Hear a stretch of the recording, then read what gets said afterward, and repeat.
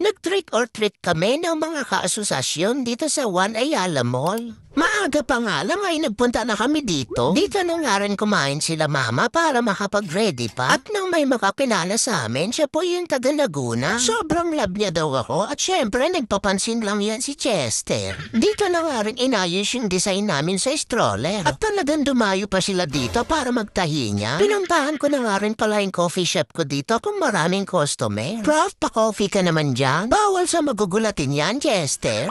At nandito na nga kami sa venue. At dito nga ay may kumalong sa akin. Yung ngiti ko nga dito ay pwede na akong iuwi. At si Chester nga dyan ay akala mo ngayon lang nakapita ng kalahi namin. Masaya ka ba, Chester, o nang aaway? Sobrang saya po namin at marami kaming namita bagong friends dito. Dahil nga sa tatakbo ko sa susunod ay may pamigay ako na ganyan. Huwag yung kakalimutan, Prof. Cooper para senador. At syempre, hindi kami nagpahuli ni Mama para sa photobooth. Yan ang naisip kong props kasi totoo naman kaya wake lang kayo. Prof, parang niloloko mo lang yung sarili mo. At nagpa-picture din kami kay Mark Logan. Pero hindi dyan ang focus naman kung hindi sa pagkahol.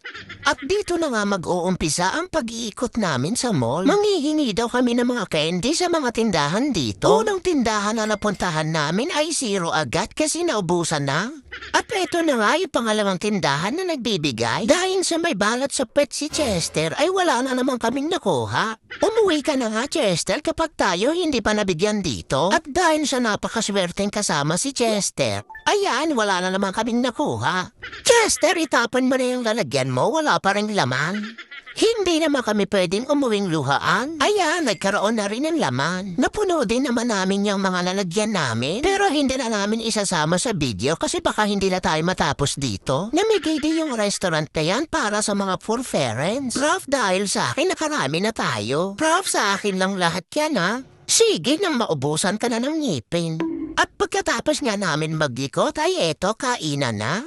Tinanong nga namin kung merong halong chicken yung mga pagkain kasi nga allergy ako sa chimken. Wala naman, puro gulay lang daw. Makikita nyo naman kung sino ang gutom na gutom, si Chester. Bakit ikaw, Prof, hindi ka nagutom? May mga nagpakita rin ng trick sa mga kaasosasyon namin. Ang galing niya nga, napahanga niya ako. Pero mas napahanga niya ako nung ginawa niya to. Bebe, sleep daw muna, mamaya na ang trick. Ipapakita ko din sa inyo yung mga iba't ibang nagpunta rin dito. Ang gaganda nga rin ng mga costume nila at talagang mga nag-effort ang mga for parents.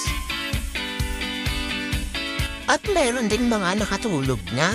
Pati rin si Meow Meow napagod.